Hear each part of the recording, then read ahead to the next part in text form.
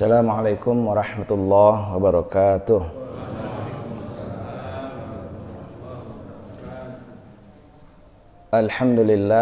Alhamdulillahilladzi an'amana bil iman wa an'amana bil islam wa an'amana bil qur'an hudan linnas wa bayyinatin minal huda wal furqan. Asyhadu an la ilaha illallah wahdahu la syarikalah wa asyhadu anna Muhammadan abduhu wa rasuluhu la nabiyya ba'dah.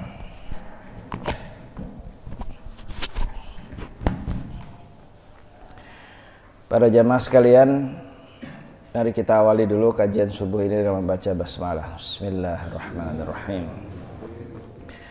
Pada kajian terakhir kita telah membahas mengenai masih tentang syahadat kita yang kedua, yaitu asyhadu anna Muhammadar Rasulullah, di mana kita harus memahami benar ya apa itu Rasulullah. Kita telah bersyahadat, maknanya kita telah berjanji, bersumpah. Yang pertama la ilaha illallah dan yang kedua adalah Muhammadar Rasulullah. Maka kita harus paham ya apa itu la ilaha illallah. Ini ada perintahnya pula dalam Al-Qur'an. A'udzubillahi minasyaitonirrajim. Fa'lam annahu la ilaha illallah. Fa'lam itu kalimat perintah. Fa'i'lam, maka pahamilah bahwa sesungguhnya la ilaha illallah. Jadi memang harus dipahami ya, bukan hanya sekedar dizikirkan di lisan, tapi juga harus dipahami. Dan lebih penting lagi, karena dia adalah janji atau sumpah, dia harus diketahui apa konsekuensinya.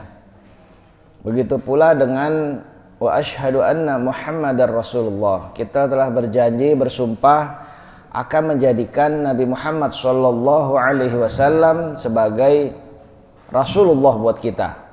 Ya, bukan sekedar mengakui bahwa Nabi Muhammad sallallahu alaihi wasallam adalah seorang utusan Allah. Bukan sekedar mengakui, apalagi hanya dengan lisan, bahwa beliau memang diangkat menjadi nabi dan rasul. Akan tetapi harus jelas ada konsekuensinya bagaimana menjadikan Nabi Muhammad SAW itu sebagai Rasulullah buat kita. Nah, supaya mampu untuk melaksanakan konsekuensinya, maka kita harus mengerti dulu ya apa sih sebetulnya Rasulullah itu. Kita telah bahas ya dalam kajian-kajian sebelum ini tentang ta'rif ar-rasul ya. Apa sih pengertian rasul itu? Apa sih utusan itu? Maka kita jadi paham bahwa ikatan kita dengan Nabi Muhammad SAW adalah ikatan risalah. Ada risalah yang Allah berikan kepada kita melalui Nabi Muhammad SAW, dan itu harus kita terima sebagai sebuah ikatan. Bohong rasanya kita bersyahadat tetapi kita menolak risalahnya. Paman Nabi Abu Thalib itu adalah pengasuh Nabi. Dari Nabi berusia 8 tahun sampai Abu Thalib wafat di usia Rasulullah kurang lebih 50 tahun. Beliaulah yang mengajarkan, yang mengasuh dari kecil, dari 8 tahun, yang mengajarkan pada Nabi kita itu berbagai keterampilan ya, termasuk keterampilan militer, termasuk keterampilan bisnis, termasuk keterampilan kepemimpinan, karena Abu Thalib adalah pemimpin Bani Hashim yang menggantikan Abdul Muthalib, kakek Nabi itu. Akan tetapi betapapun sayangnya Abu Thalib kepada Nabi kita, bahkan beliau yang meminta kepada Khadijah radhiyallahu anha yang kelak menjadi istri Nabi, supaya Rasulullah itu diberi kesempatan untuk menjadi pialang dalam bisnis besar yang dilakukan Khadijah dan juga para saudagar Arab lainnya di Mekah saat itu, untuk berdagang ke utara, ke Syam. Syam jadi ngeliat Pak Samsudin ya. Ke Syam dan juga ke Yaman, ke bagian selatan. Jadi dan menunjukkan betapa hebatnya Rasulullah dalam berbisnis. Belum menjadi Nabi Rasul waktu itu. Abu Thalib juga paman Nabi yang kemudian melamarkan Khadijah ya untuk Rasulullah, dan kemudian menikahkan mereka ya, dan kemudian Abu Thalib juga yang melindungi Rasulullah pada saat dakwah itu. Rasulullah diserang dan ditolak oleh para pemimpin Mekah lainnya, termasuk Abu Jahal, Umayyah bin Khalaf, Abu Sufyan dan lain-lain pemimpin Mekah saat itu. Abu Thalib lah yang menjadi perisai bagi Nabi, sehingga orang-orang Mekah saat itu enggan untuk mengganggu Rasulullah secara langsung. Beda dengan Bilal yang seorang budak sehingga disiksa dan lain-lain.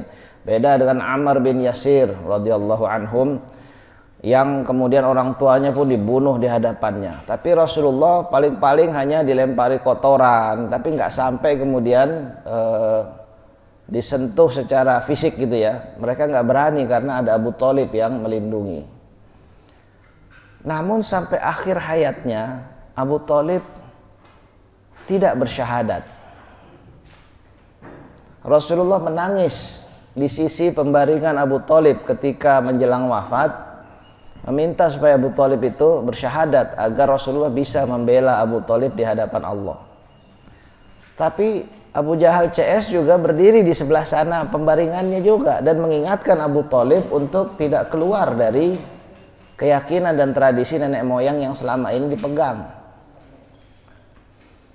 Akhirnya sampai menghembuskan nafas terakhir, Abu Thalib tidak bersyahadat.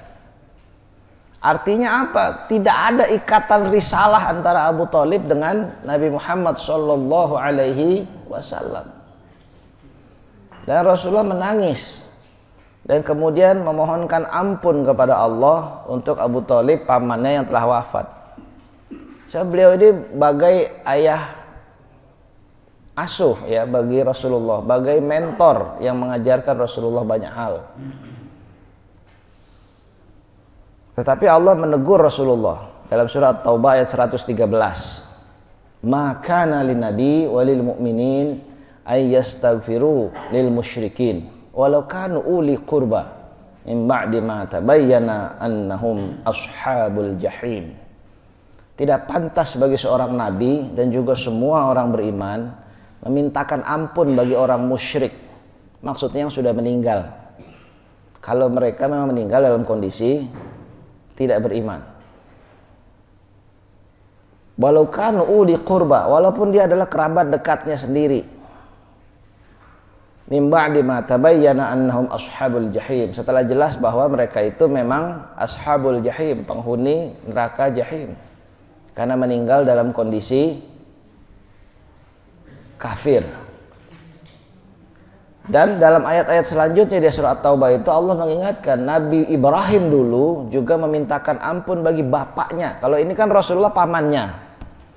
Kalau Nabi Ibrahim dulu bapak kandungnya Azar, yang meninggal juga dalam kondisi kafir. Nabi Ibrahim memintakan ampun, dan Allah menyebut ketika Nabi Ibrahim jelas bahwa hal itu tidak boleh, maka Nabi Ibrahim berhenti, tidak lagi memintakan ampun buat bapaknya. Ada lagi Nabi Nuh alaihissalam.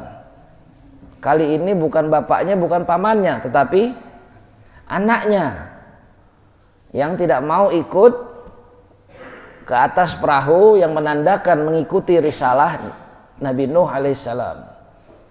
Anaknya ini merasa punya solusi sendiri, cari gunung yang lebih tinggi katanya untuk menghindari banjir. Mungkin Gunung Galunggung atau gunung mana ya?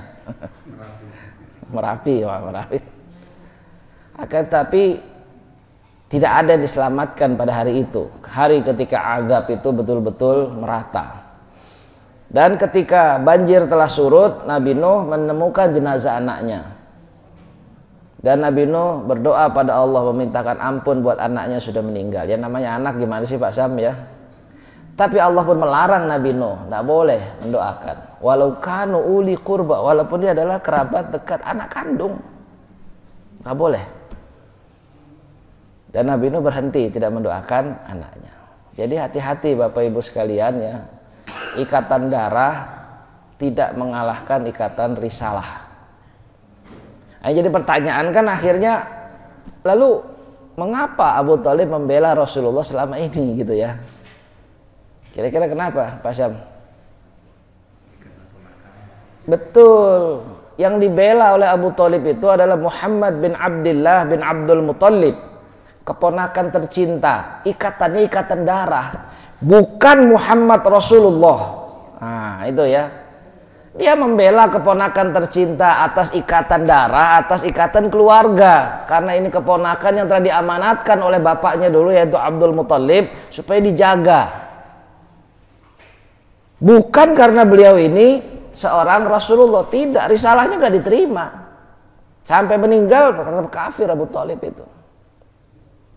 Coba bayangkan ya, naudzubillah ya, kita jangan sampai ada keluarga kita yang meninggal dalam kondisi kafir. Jaga, qu anfusakum wa ahlikum naran, jaga diri kalian dan keluarga kalian itu dari api neraka. Kalau masih hidup masih bisa didoain, semoga dapat hidayah gitu. Jangankan saudara kandung, ayah kandung, anak kandung, paman kandung, orang lain pun boleh kita doain supaya dapat hidayah. Kalau masih hidup, begitu sudah wafat, putus urusannya. In qata'a amaluhu, ya udah putus semua amalnya dan sudah selesai, nggak boleh lagi. Maka kita alhamdulillah ya, walaupun berbeda jarak cukup jauh dari sini ke Mekah atau Madinah, naik pesawat 10 jam itu ya, dan berbeda waktu 1400 tahun lebih dengan Rasulullah Shallallahu Alaihi Wasallam, tapi kalau kita memilih untuk memiliki ikatan risalah dengan beliau, maka kita termasuk insya Allah bisa mendapat syafaat beliau di hari akhir nanti. Coba bayangkan kalau kita tidak mendapat syafaat beliau, betapa ruginya ya. Satu-satunya yang membuat kita bisa mendapat syafaat itu kalau kita punya ikatan dengan Rasulullah. Nah, makanya syahadat itu bukan sekedar dilafazkan di mulut. Ya, percuma kita la ilaha illallah ribuan kali, tetapi kita tetap ada ilah selain Allah dalam kehidupan kita. Enggak kita buang semua ilah itu. Buat apa ya? Percuma kita kemudian Muhammad Rasulullah berkali-kali ribuan kali, tapi kita nggak pernah mau menjadikan Rasulullah itu, Nabi Muhammad itu sebagai Rasulullah buat kita. Bagaimana tandanya kita menjadikan atau tidak menjadikan Rasulullah, Nabi Muhammad itu sebagai Rasulullah buat kita? Bagaimana tandanya kira-kira? Ya, yang pertama kita harus paham dulu yang mana sih risalahnya itu. Ya. Ada dua risalah yang dibawa oleh Rasulullah ini sebagaimana disebut dalam surah As-Saff surah ke-61. Huwallazi arsala rasulahu bil huda wa dinil haq. Ya, bil huda wa dinil haq. Dialah Allah yang telah mengutus rasulnya itu dengan dua hal. Al-huda dan dinul haq. Al-huda itu nama lain dari Al-Qur'an ini, petunjuk ya. Al-Quran ini kan punya banyak nama lain ya, An-Nur juga termasuk, Al-Kitab, Al-Furqan, dan banyak lagi yang lain. Akan tapi bukan hanya Al-Quran. Al-Quran sih alhamdulillah sudah kita terima ya. Di rumah ada semua kan Quran kan. Nah, di HP pun ada tuh Pak Syam ya, Qurannya bisa dilihat 24 jam.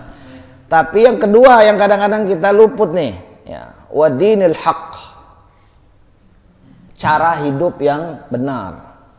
Cara hidup yang benar inilah, yang hak inilah yang kadang-kadang kita luput. Bagaimana? Kita harus mengetahui bagaimana Al-Quran ini dilaksanakan oleh Rasulullah selama 23 tahun itu kurang lebih. Nah, bagaimana Al-Quran ini diimplementasikan. Jadi bukan hanya terima teorinya, bahkan prakteknya pun dicontohkan oleh Rasulullah. Untuk memahami ini maka kita perlu ngaji seperti ini ya, supaya kita jadi ngerti ya, bukan hanya sholat, puasa, zakat, haji atau umrah, bukan cuma itu perintah kepada kita. Itu malah kalau saya sebut kecil porsinya. Sholat itu berapa lama sih Pak Syam? 5 menit. Cepet amat bacanya, apaan kulhu ma'inatoina doang.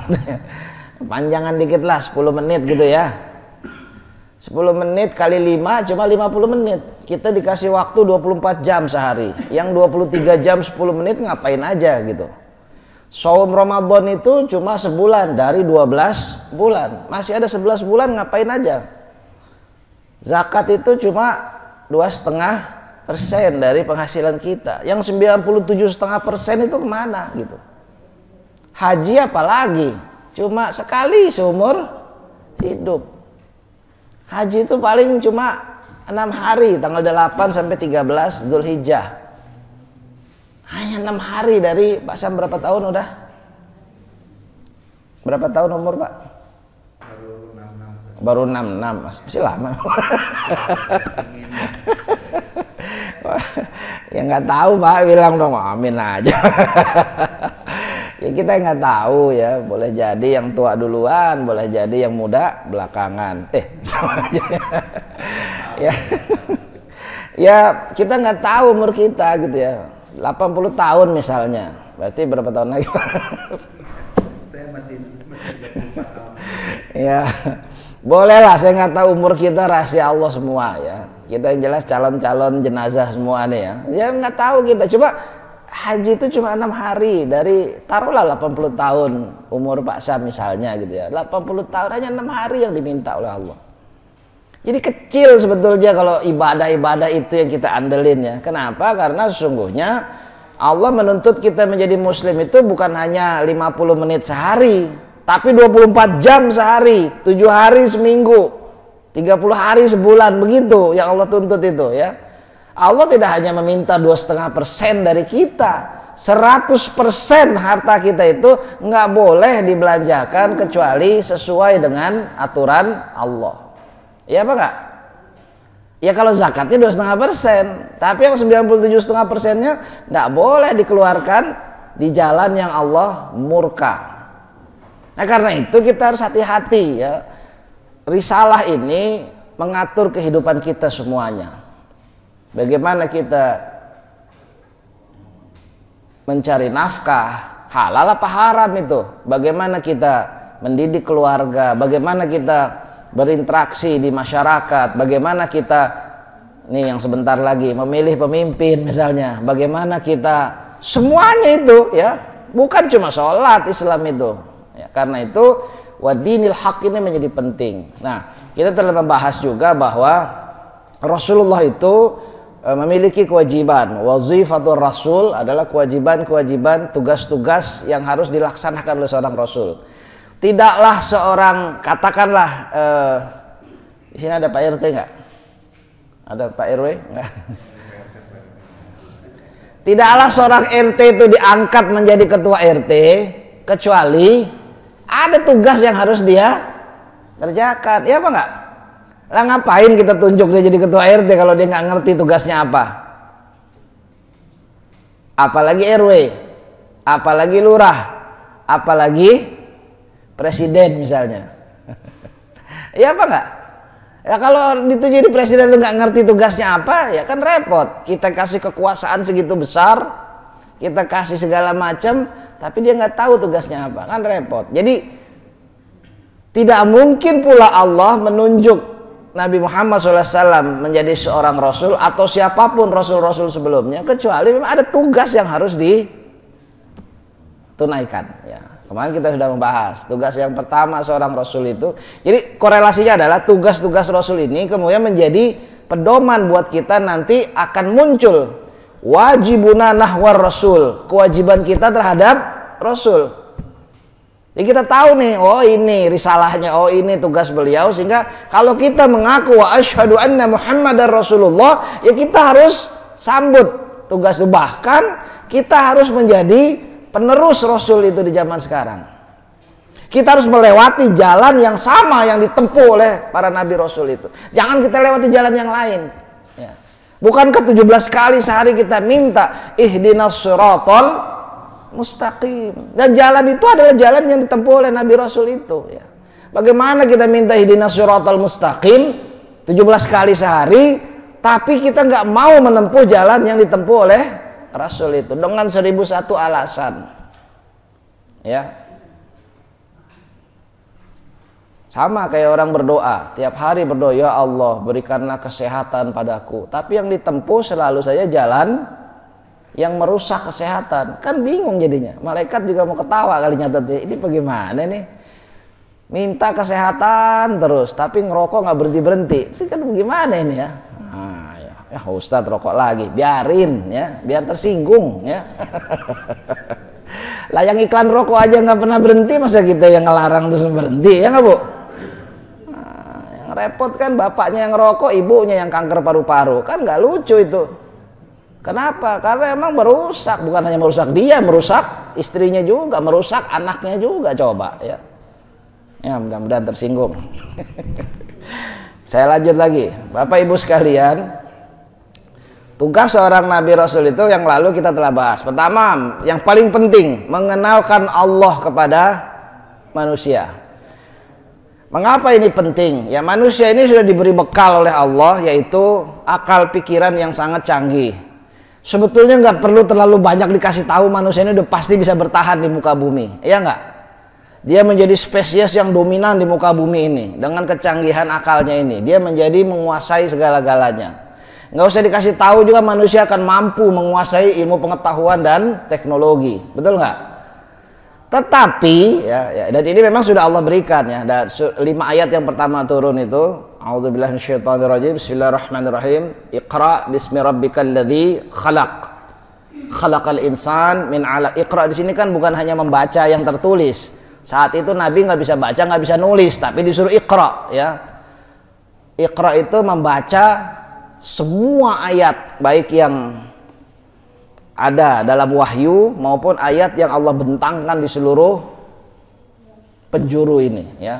Dalam surah Fussilat itu disebut ya, bahwa Allah bentangkan ayat ini di seluruh penjuru dan di dalam diri kita bahkan. Dan kita suruh baca itu semua. Kenapa? Karena Allah memperkenalkan diri kepada kita melalui ciptaannya. Ya. Kalau kita melihat di sini nggak ada kaligrafi, misalnya ukir-ukiran itu ya.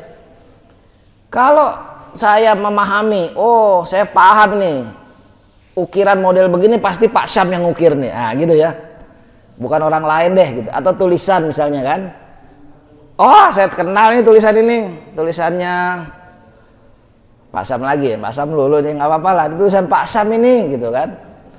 Nah Allah tuh memperkenalkan diri kepada, karena Allah tuh tidak bisa kita lihat, tidak bisa kita dengar, tidak bisa kita jamah. Bagaimana kemudian kita mau kenal Allah? Tentu lewat ciptaannya. Dan kita diberi akal oleh Allah untuk memahami ciptaan itu, sehingga kita nyampe. Kan nggak mungkin misalnya di tengah gurun padang pasir saya nemu kacamata. Apa ya saya berpikir kacamata ini tercipta secara tiba-tiba dari pasir-pasir yang nggak mungkin ya. Dengan akal kita udah paham pasti ada yang bikin nih, pasti ada pabrik kacamata misalnya gitu ya. Nah begitu pula Allah kemudian membentangkan semua ayatnya ini supaya kita mengenal Allah. Tetapi dengan itu pun banyak orang yang masih juga nggak begitu kenal dengan Allah ya. Sehingga Allah perlu membangkitkan seorang Rasul untuk mengenalkan Allah dengan benar. Kadang-kadang kita mengenal Allah tapi nggak benar. Orang-orang Quraisy dulu di Mekah kan bukan nggak kenal Allah Bu, ya kenal Allah. Mereka kalau ditanya siapa penguasa atau pemilik rumah Ka'bah itu, mereka bilang Allah. Ya, mereka sudah biasa menyebut Allah, tetapi mereka mengenal Allah dengan salah. Mereka pikir Allah itu butuh berhala-berhala untuk menjadi perantara antara dia dengan Allah. Datanglah Nabi Rasul untuk menjelaskan, begini loh Pak Syam, walaupun kelihatan Pak Syam ini banyak dosanya, misalnya ya, justru Allah menunggu Pak Syam secara langsung. Kapan Pak Syam ini mau? Wa idza sa'alaka ibadi anni fa inni qarib. Kalau ada hambaku yang bertanya padamu ya Muhammad tentang aku, bilang aku dekat. Ujibu da'watad da'i idza da'an. Akan aku berikan permintaan hamba-hambaku bila dia meminta padaku. Ditunggu Pak Syam ini oleh Allah. Nggak perlu ustadz, nggak perlu kiai, nggak perlu Nabi Rasul untuk langsung memohon pada Allah. Lihat ya, Allah itu bisa, tapi saya banyak dosanya. Iya, banyak dosanya justru ditunggu ya. Kapan minta ampunnya gitu ya? Kapan sadarnya? kapan ke masjidnya, dan lain-lain, begitu ya. Jadi datangnya Nabi Rasul itu untuk menjelaskan tentang Allah, karena Allah itu datanglah para Nabi Rasul untuk mengenalkan 99 Asmaul Husna itu kepada kita, bahwa Allah itu Ar-Razzaq yang memberi kita rezeki, bahwa Allah itu Asy-Syakur, maha mensyukuri. Sedikit saja kita berbuat baik, Allah akan membalasnya berlipat-lipat-lipat ya. Maka Bapak Ibu sekalian, betapa ruginya kalau kita dari kecil sudah Islam tapi tidak mengenal Allah dengan benar. Betapa ruginya tinggal di sebelah masjid, pasang lagi kalau ini, tinggal di dekat masjid. Oh, ada lagi yang lebih dekat lagi ya.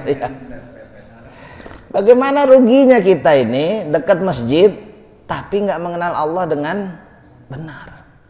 Masih aja ada salahnya. Kenapa? Karena kita tidak mau sungguh-sungguh mempelajari mengenal Allah dengan baik. Padahal sudah diutus seorang Nabi Rasul terakhir ya, 1400 tahun yang lalu untuk mengenalkan Allah kepada kita. Jadi Bapak Ibu sekalian, mengenalkan Allah itu menjadi tugas pertama seorang nabi dan rasul. Kenapa? Karena nggak akan ada semua tugas, kewajiban, perintah, larangan yang mau kita ikuti kalau kita belum mengenal Allah dengan benar. Apa ada orang tidak mau minum ketika haus luar biasa, padahal ada minuman di depannya dan dia boleh meminumnya, tapi di bulan Ramadan yang nggak jadi minum ya kan? Puasa siang hari bulan Ramadan, haus pun dia nggak. Kenapa? Karena dia mengenal Allah, bahwa Allah itu maha melihat. Mau ngumpet dimanapun untuk minum, ketahuan, ya kan? Dan bukan hanya makan minum, semua perbuatan dosa, pelanggaran yang kita lakukan, Allah maha melihat itu, walaupun nggak ada orang lain yang. Kalau saya ngelihat Pak Syam sih, ya Allah, solehah banget gitu ya. Solehah enggak lah, soleh banget gitu ya. Orangnya baik banget. Tapi kan yang itu kelihatan di mata saya. Nggak tahu kalau yang Pak Sam lagi sendirian. Tapi Allah maha melihat itu.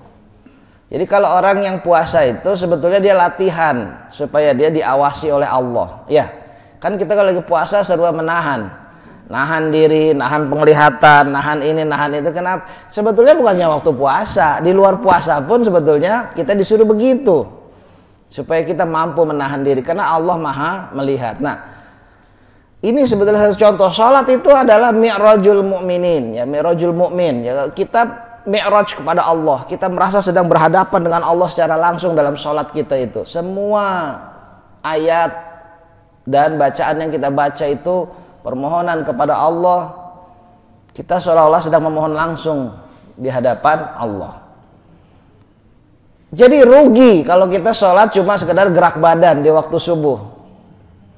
Rugi kalau puasa itu hanya sekedar menahan lapar dan haus. Rugi kalau haji yang berbiaya besar itu hanya sekedar foto-foto selfie depan Ka'bah. Rugi. Sementara kita tidak mendapatkan muraqabatullahnya di situ dari semua ibadah itu. Datangnya Rasul untuk mengenalkan Allah pada kita. Kemudian juga sebagai pemberi berita gembira. Nah, kita ini hidup kebanyakan ngerasa susah sehingga datang Rasul untuk membawa berita gembira. Jangan khawatir Pak Syam, bergembiralah. Wabasyiru bil jannati allati kuntum tu'adun. Allah itu sangat menjaga hambanya, sangat sayang pada hambanya. Jangan khawatir kalau sedang sakit, Allah itu maha menyembuhkan. Jangan khawatir kalau sedang sempit hidupnya, Allah itu maha meluaskan. Jangan khawatir kalau belum punya rezeki, Allah itu pemberi rezeki. Jangan khawatir kalau belum punya anak, karena Allah lah yang memberikan kita berbagai kemudahan. Dan lain-lain ya. Juga jangan khawatir bahwa Allah itu pelit terhadap, enggak ya. Allah sangat pemurah. Ar-Rahman, Ar-Rahim. Jangankan kita yang sholat, jangankan kita yang taat, jangankan kita yang ngaji, yang gak pernah sholat pun dikasih sama Allah ya. Yang melecehkan Quran sekalipun masih dikasih rezeki sama Allah tuh. Ya apa enggak? Masih. Akan tetapi kita kemudian juga harus paham bahwa ada rezeki yang sangat tinggi yang hanya diberi oleh Allah kepada orang tertentu yang sering ke masjid kayak kita ini, mudah-mudahan semuanya ya. Itu diberi rezeki yang tidak diberi kepada orang kafir, yang tidak diberi pada orang yang nggak sholat, yang tidak diberi kepada orang yang menistakan Quran. Enggak, hanya diberi pada orang pilihan. Apa itu? Keimanan, kemampuan melakukan amal soleh, pemahaman yang benar tentang Quran. Itu nggak diberi ke sembarangan orang. Ya, maka sekali lagi kita harus kemudian menjaga ya, sehingga berita gembira yang dibawa oleh Nabi Rasul ini adalah termasuk Nabi kita Nabi Muhammad SAW, bahwa Allah itu akan memberikan balasan atas semua kebaikan yang kita lakukan di dunia maupun di akhirat. Kalaupun sekarang Pak Syam yang sangat soleh ini belum mendapatkan semua balasan, tenang aja Pak, di akhirat nanti sudah disediakan balasan yang berlipat-lipat. Tenang aja ya. Jadi janji Allah itu nggak pernah keliru, dan Allah menjanjikan ya, bagi siapa orang yang betul-betul bertakwa pada Allah, ya ja'allahu makhrajan, Allah pasti memberi jalan keluar atas persoalan yang dihadapi. Wa yarzuqhu min haitsu la yahtasib, dan pasti Allah beri rezeki dari jalan yang tidak dia sangka sebelumnya.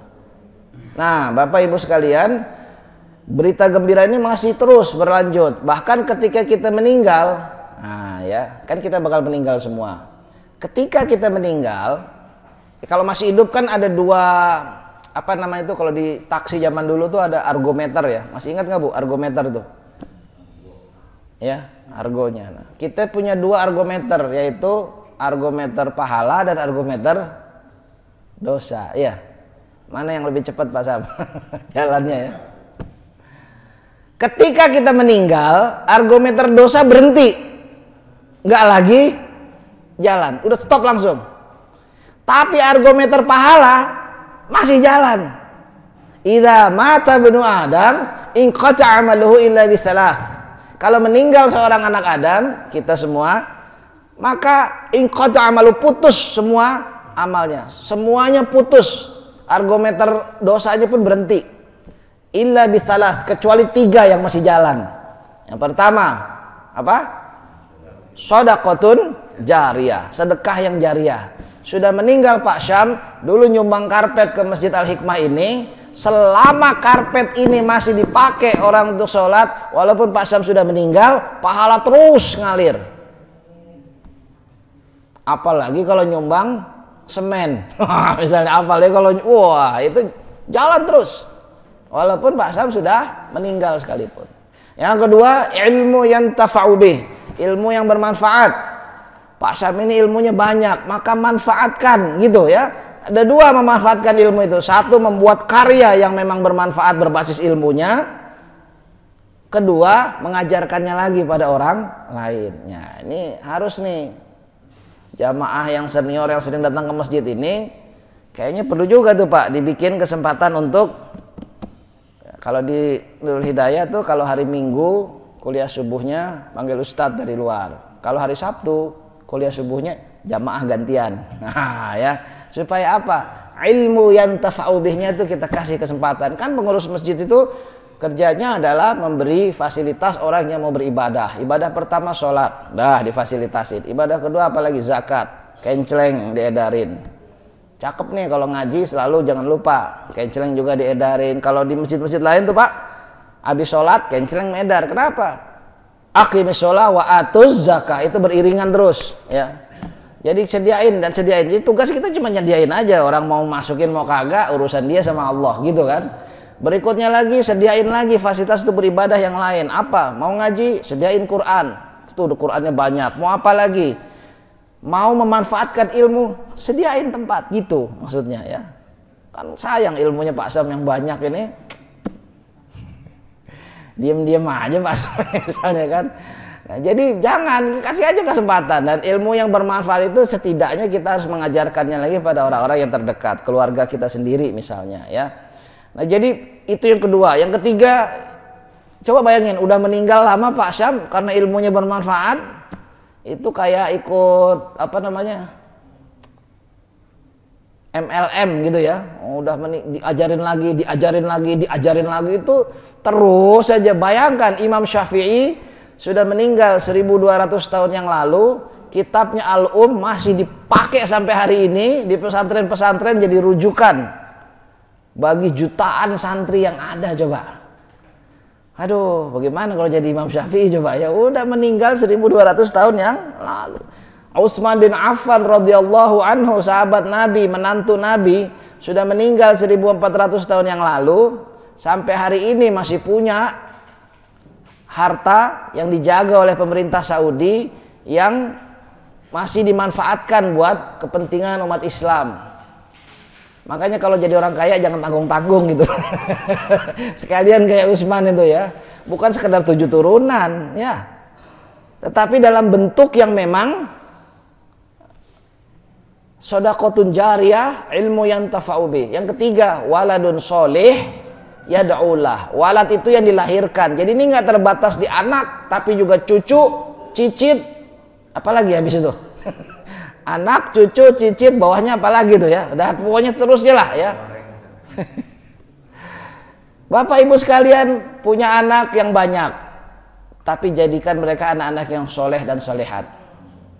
Sehingga merekalah yang ketika kita meninggal doanya masih Allah terima. Syaratnya waladun soleh, anak yang soleh. Kalau anak yang nggak soleh, ya gimana? Boro-boro doain kita, ya. 3 ini masih nyambung walaupun kita sudah meninggal. Itulah kabar baik yang dibawa oleh Nabi Rasul itu, ya. Jadi kalau kita masih hidup, investasi, kalau bahasa bisnis, investasinya itu 3 hal ini: harta tapi disedekahin, ilmu dimanfaatin, anak yang soleh. Kalau kita nggak investasi ketiga hal ini, rugi. Bisnis hartanya banyak nggak disedekahin, ya rugi. Dia meninggal pun tinggal diwarisin aja, direbutin sama ahli waris. Ilmu yang banyak, diem aja nggak marah, mau di oh jadi Pak Sam itu kiai besar. Iya, ya ampun, nggak tahu kita tetangga kita padahal itu. Diam aja Pak Sam kan, jangan begitu ya. Harus kemudian dimanfaatkan ilmunya. Nulis buku kayak mana Pak siapa tuh yang nulis buku itu? Herius ya, iya, itu menulis buku itu dimanfaatin begitu ya. Meninggal orangnya, bukunya masih dijual di toko-toko buku, masih bermanfaat oleh banyak orang gitu. Nah, kemudian kabar gembira, yaitu yang diberikan oleh Rasulullah kepada kita. Lalu ada peringatan. Peringatan ini bukan yang baik tapi yang buruk. Kenapa diperingatkan? Supaya hati-hati kalau orang tua pesan pada anaknya ya. Nanti di sana ada banyak orang yang nggak benar. Nah, peringatan. Peringatan itu untuk menjaga. Awas Pak, ada tabrakan di sana, macet jalannya misalnya, jangan lewat Ciputat, lewat Pondok Cabe misalnya. Jadi peringatan itu sesuatu yang harus kita waspadai, warning ya. Ada sesuatu yang buruk. Nah, apa peringatan yang Rasulullah bawa? Yang pertama, jadi ada mubasyiron, ada naziron ya, basyiron wa naziron. Peringatan yang pertama itu adanya balasan atas perbuatan buruk yang kita lakukan, bukan hanya di akhirat tapi juga di dunia. Kita sering melanggar gara-gara kita pikir bahasa anak kecil dulu, dosa nggak berjendol gitu ya. Nah, nggak apa-apa lah, saya sering melakukan pelanggaran tapi nggak apa-apa tuh Ustadz katanya. Ya, ini kan orang yang kemudian merasa bahwa dia aman-aman saja dari hukuman Allah. Enggak, Allah menghukum 2 kali, di dunia dan di akhirat. Tetapi tidak selalu cespleng gitu. Cespleng itu apa? Tidak selalu kontan, tidak selalu instan. Kadang-kadang kalau tunda dulu, sebetulnya maksudnya baik. Pak Sam bikin pelanggaran sekali, nggak mungkin langsung dihukum. Pasti dikasih peringatan lewat lisan khotib kek, lewat lisan istrinya kek, lewat lisan tetangganya kek, diberi peringatan pada Pak Sam oleh Allah. Nggak mungkin langsung dihukum. Kemudian masih diulang lagi, nggak mempan peringatannya nih ya. Masih diulang lagi, maka diberi kemudian yang berikutnya yang lebih keras, disentil sedikit, sakit kek, kena musibah kek, gempa bumi kek, gunung meletus kek. Nah, itu peringatan itu, hati-hati ya. Hanya orang yang tolol, yang kemudian tuli, buta, bisu, yang nggak peduli terhadap peringatan itu. Ah, enggak, ini biasa aja, fenomena alam. Itu yang ngomong bukan orang yang beriman. Kalau orang yang beriman, dia tahu semua yang Allah takdirkan itu ada maksudnya buat kita. Nggak mungkin Allah kemudian memberikan suatu musibah, melainkan itu sebagai tanda kasih sayang. Ada yang salah sama Pak Sam nih, makanya kemudian diberi peringatan. Tapi kadang kita begitu tololnya sampai kemudian nggak peduli dengan peringatan itu. Dalam surah Al-Isra Allah telah menyebutkan ini. Wa idza aradna an nuhlikal qaryah, kalau Allah mau menghancurkan suatu wilayah, amarna mutrafiha, akan diberi perintah, diberi peringatan pada para pemimpin di wilayah itu. Bukan hanya pemimpin politik, tapi juga pemimpin ekonomi, pemimpin pendidikan. Fafasaku fiha, tapi mereka justru berbuat fasik. Fasik itu udah tahu ini yang benar, ini salah, yang ditempuh justru yang salah. Fafasaku fiha fahaqqa 'alaihal qaul fadammarnaha tadmira. Maka kalau mereka fasik begini terus, fahaqqa 'alaihal qaul, menjadi matang ketetapan kami bagi mereka, fadammarnaha tadmira, kami hancurkan wilayah itu sehancur-hancurnya. Naudzubillah, tsumma naudzubillah. Istri Rasulullah bertanya pada Nabi ketika ayat ke-16 surah Al-Isra ini turun. Ya Rasulullah, anuhlikuna wa fina salihun, apakah kami akan tetap dihukum, disiksa, dihancurkan padahal masih ada orang soleh di antara kami, masih ada Pak Syam, masih ada Pak Kusnadi, mana Pak Kusnadi, masih ada orang-orang soleh di antara kami. Apa jawab Nabi? Naam, ya, tetap akan dihancurkan. Kenapa? Idza kasurat fawahish, kalau perbuatan fahsya, fawahish itu jamak dari fahsya, kalau perbuatan fahsya itu sudah merajalela. Ini peringatan yang nggak main-main ini. Percuma ada Pak Syam, perjudian ada di sekitar masjid, dan Pak Syam diam saja, kesolehannya tidak mampu mencegah itu. Percuma ada orang soleh kalau kemudian pelacuran merajalela, pornografi biasa saja, transaksi narkoba terang-terangan. Kalau dulu kan orang berbuat maksiat gini ngumpet-ngumpet, nggak berani ketahuan. Sekarang malah bangga di depan TV, diliput kamera, makin ngaco makin diliput. Idza kathurat fawahish, kalau perbuatan fahsya itu sudah merajalela. Awas, ada peringatan ini dalam Al-Qur'an, ya. Maka kemudian dalam surah Al-Anfal surah ke-8 itu juga ada peringatan lain. Wattaqu fitnatan la tusibannal ladzina zalamu minkum khassah.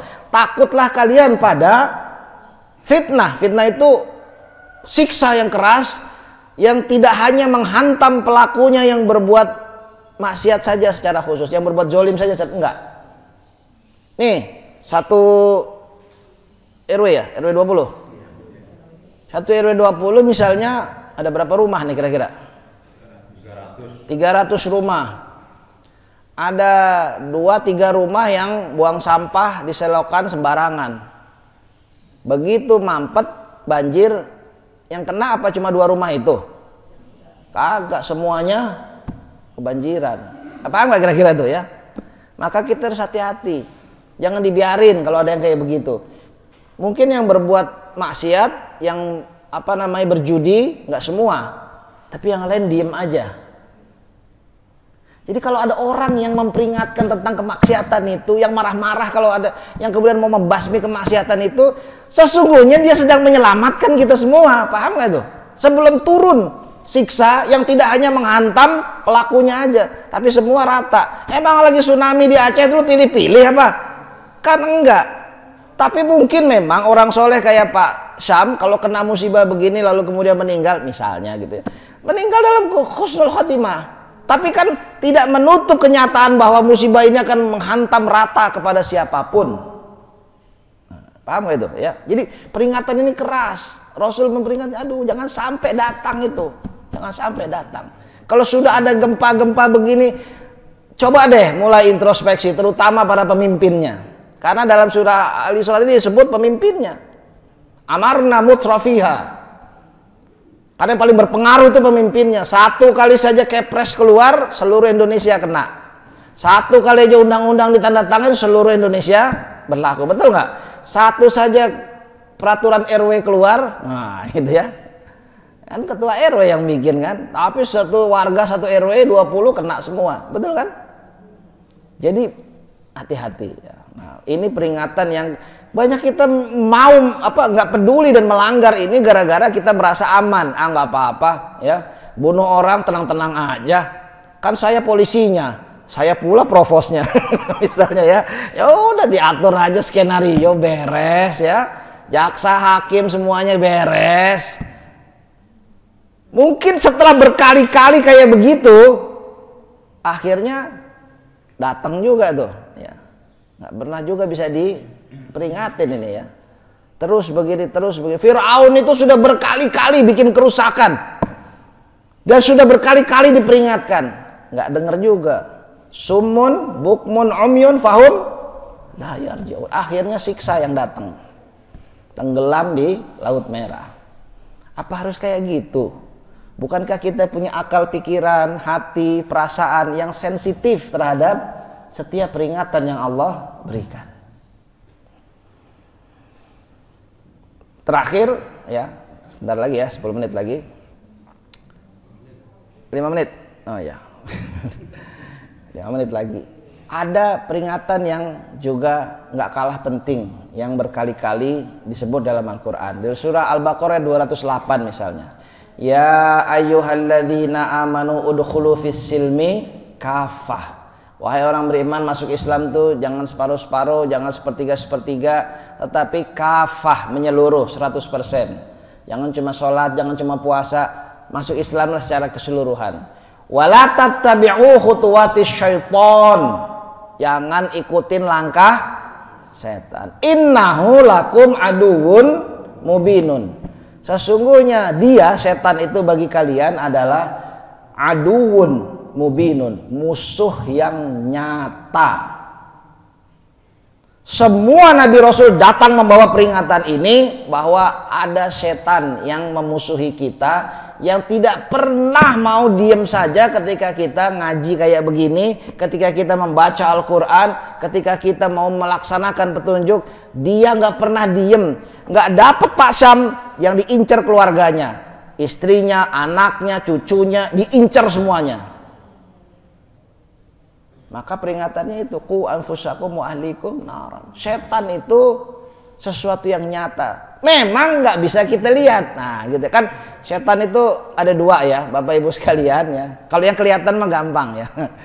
Setan itu ada dua, minal jinnati wan nas. Setan itu adalah dalam surah An-Nur ya, surah ke-24 itu disebut setan itu adalah alladzina ya'murukum bil fahsya wal munkar.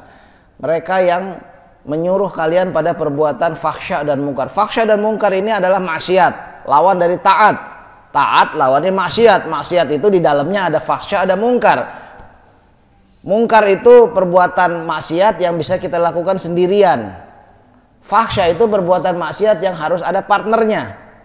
Ya kalau nggak sholat Pak Sam itu perbuatan mungkar, dia nggak sholat, ya menzolimi dirinya sendiri. Merokok, ya itu juga menzolimi bukan hanya dirinya sendiri tapi keluarganya misalnya. Tetapi ada perbuatan maksiat yang nggak bisa sendirian, harus ada partner. Main judi, masa main judi sendirian Pak? Nggak mungkin. Berzina juga harus ada partnernya. Korupsi berjamaah harus ada partnernya ya.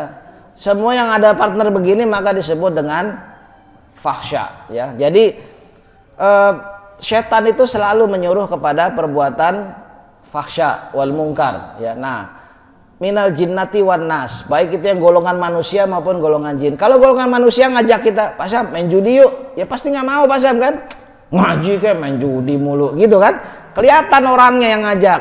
Tapi yang diperingatkan dalam Quran ini yang nggak kelihatan, yaitu dari golongan jin. Dia ini yuwaswisu fi sudurin nas. Dia membisik pada hati manusia. Ini di masjid ada setan nggak saya tanya? Ada. Ngapain dia? Ngapain setan di masjid? Coba ngapain Pak? Hah? Godainnya bagaimana? Hah? Tidurlah.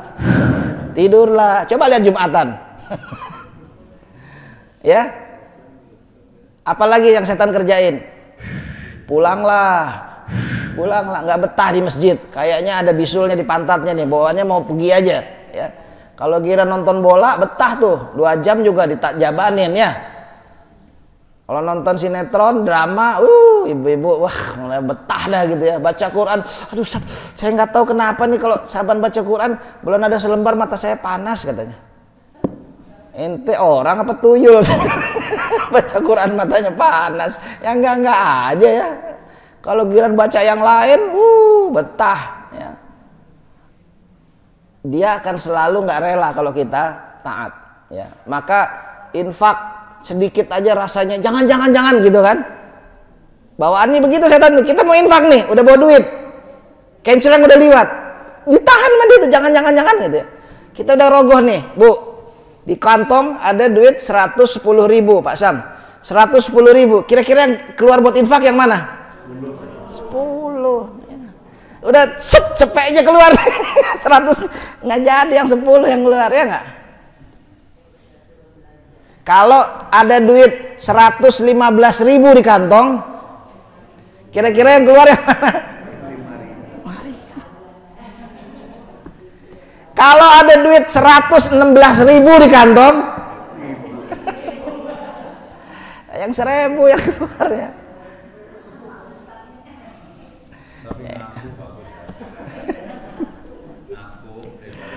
Aduh ya. Itu Bu, Pak, itu dikerjain setan. Kita seneng lagi dikerjain. Mudah-mudahan ketawanya nih ketawa sambil deg-degan gitu ya. Bapak Ibu sekalian, Allah Maha tahu berapa duit di kantong kita, di dompet kita, di rekening kita. Ya, dan setan selalu nggak rela itu. Setan nggak rela kalau kita taat. Ya, maka dengan segala cara setan akan berusaha menghalangi, dan karena itu Rasul datang memberi peringatan. Insya Allah dalam kajian berikutnya saya akan berikan pemahaman tentang Allah Maha baik, dibocorin strategi setan itu. Begini loh caranya setan mau ngerjain kalian, itu dibocorkan dalam Al-Quran supaya kita punya antinya. Kalau ibarat setan itu virus, kan kita ngeri virus. Ini antivirusnya juga diberikan dalam Quran, ini ada antivirusnya di sini. Begini caranya melawan. Dan Rasulullah datang bukan hanya memberikan teorinya, tapi juga mencontohkan pelaksanaannya. Begini caranya menghadapi setan itu. Ya, mudah-mudahan kita masih ada sumur di ladang. Boleh kita ngaji lagi gitu ya. Kita ketemu lagi insya Allah dalam kajian berikutnya. Tolong ingatkan saya akan langsung membahas tentang beberapa strategi setan yang disebutkan dalam Al-Quran. Dan semua strategi ini terus saja memakan korban. Ya, bukan hanya virus, tapi juga strategi setan itu jauh lebih menakutkan. Kalau virus COVID mah ya paling tinggi meninggal ya. Tapi kalau virus dari setan ini bukan hanya meninggal, tapi juga tersiksa di neraka. Naudzubillah tsumma naudzubillah. Saya akhiri, mudah-mudahan bermanfaat Bapak Ibu sekalian. Ada koreksi atau pertanyaan sebelum saya tutup? Nggak ada? Baik, kalau nggak ada, mudah-mudahan dikumpulin buat kajian berikutnya. Kita akan ketemu lagi insyaallah dalam subuh berikutnya. Saya akhiri, subhanakallahumma wa bihamdika asyhadu an la ilaha illa anta astaghfiruka wa atubu ilaik. Walhamdulillahirabbil alamin. Assalamualaikum warahmatullahi wabarakatuh.